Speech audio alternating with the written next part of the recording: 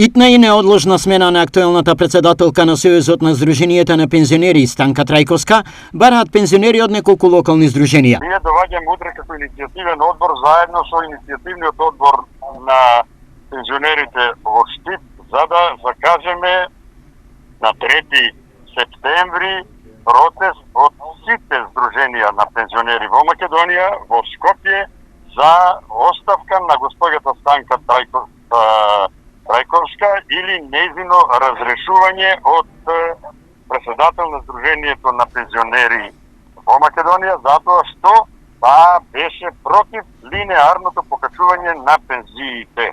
Зошто пензионерите се гневни на Трајковска? Главната причина е заради тоа што раководствата на Сдруженијата се уште за процентуално покачување на пензиите и го поддржаваат овој начин, значи усогласување швајцарскиот модел, а не начинот на кој што ние баравме линеарно покачување на пензиите. Затоа ќе бараме промена на сите раководства, почнувајќи од председателката на Република Македонија на пензионерите, Станка Трајковска.